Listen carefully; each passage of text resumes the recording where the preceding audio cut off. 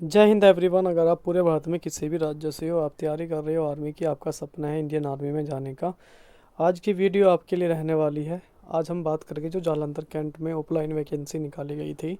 तो भाई इसके बारे में आज की वीडियो। एक तो आज की वीडियो रहेगी आपके लिए इंटरव्यू को लेके कि इंटरव्यू में क्या क्या पूछा जाएगा, कब से आपका इंटरव्यू स्टार्ट होने वाला है और किन किन पदों पे आपने फॉर्म भरा है, तो क्या क्या आपसे पूछा जाएगा, वो सारी चीज़ें आज की वीडियो में हम डिस्कस करेंगे।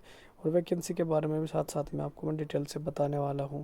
तो चलिए दोस्तों, वीडियो को स्टार्ट करते हैं और पूरी बात आप सभी को बताता हूँ क्या कुछ रहने वाला है। इंटरव्यू की अपडेट आपके लिए निकाल के जो लेके आया हूँ ना, उसके बारे में आपको बताता हूँ।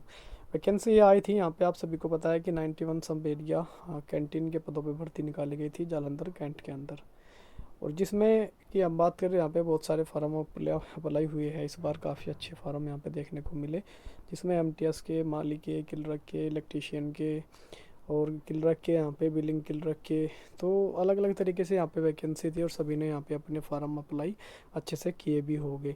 तो यहाँ पे किसी ने 10वीं पास से फार्म भरा है, किसी ने 12वीं पास से, तो किसी ने ग्रेजुएशन पास से।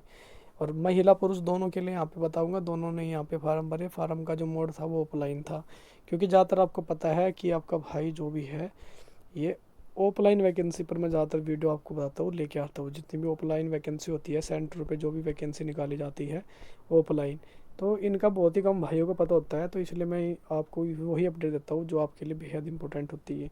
इन ऑफलाइन वैकेंसी के बारे में तो बहुत ज़्यादातर ऐसे भाई हैं जो फिलहाल जॉब भी कर रहे हैं ना सेंटर पे, उनको नहीं पता होता।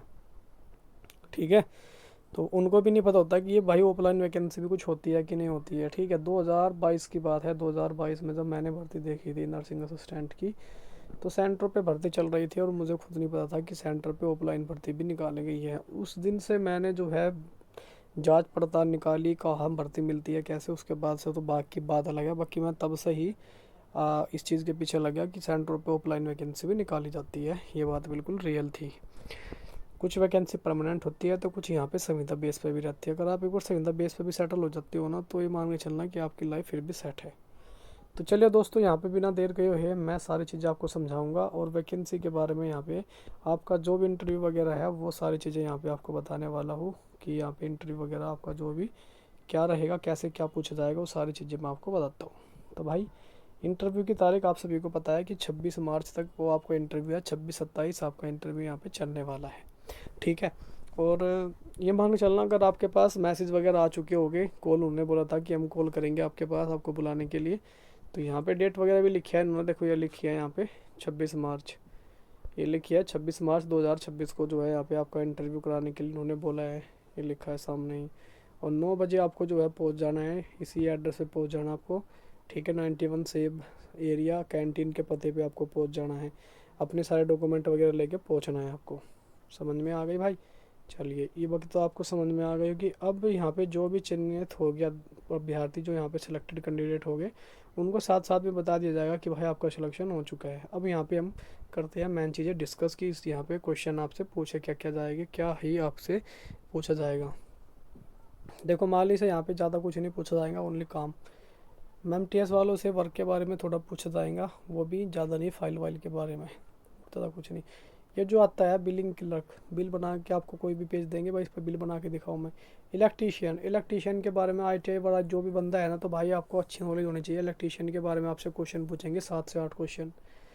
7 से 8 क्वेश्चन आपसे आराम से पूछ लेंगे BSc का इतने तो। ठीक है, सर्वर IC है भाई, ये भी ITI वालों के लिए हार्डवेयर सॉफ्टवेयर हार्डवेयर का कोर्स होता है यार भाई। यहाँ भी आपसे जो है ना, आपसे रिलेटेड क्वेश्चन कंप्यूटर बोलेंगे बैठने के लिए, भाई कंप्यूटर बैठो, कोई आपको वर्क देंगे कि आपको कंप्लीट करना है। ठीक है, उसके बाद यहाँ पे CST कैंटीन की होती है, ये भी कंप्यूटर की होती है भाई। इसमें भी आपके टाइपिंग वगैरह चेक करके देखेंगे भाई टाइपिंग कैसी है आपकी, कैसे नहीं।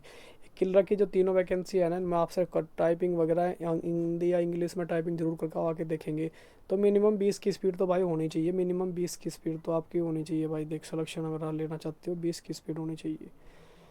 तो उसमें क्या होगा, कंप्यूटर पे आपको जाते सीधा बोलेंगे कि यहाँ पे आपका नाम आप पूछ के, उसके बाद सीधा आपको कंप्यूटर पर बैठा देंगे।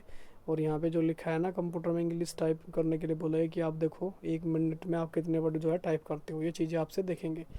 उसके बाद यहाँ पे फिर ये वैकेंसी है फिर अकाउंटेंट CDS के लिए, अकाउंटेंट के लिए। तो इसमें क्या पूछा जाएगा आपसे, इसमें जो लेखा काम होता है ना, वो काम आपसे पूछा जाएगा कि आपको आता है कि नहीं आता है।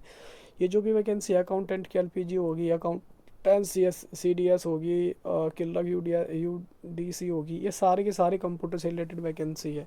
यहाँ पे आपसे 12th के बाद जो भी आपका बेसिक आपने कंप्यूटर वगैरह किया है, जितनी भी आपको कंप्यूटर से नॉलेज है वो आपसे यहाँ पे ली जाएगी। और क्लर्क वाले यहाँ पे समझ लेना आपसे टाइपिंग भी, और क्लर्क बिल्डिंग वाला है वो अलग है। यहाँ पे दो डिफरेंट है। एक क्लर्क तो यहाँ पे आपको देखने को मिलेगा, इसमें तो सिर्फ आपसे पूछा जाएगा, टाइपिंग वगैरह देखी जाएगी कि आपकी आप टाइपिंग कितनी है, आप वर्ड कैसे टाइप करते हो, क्योंकि आपका जो मेन काम होगा ना वो वर्ड टाइप करने को होगा। कोई पेज दे जाएगा उसको आपको टाइप करके देना होगा।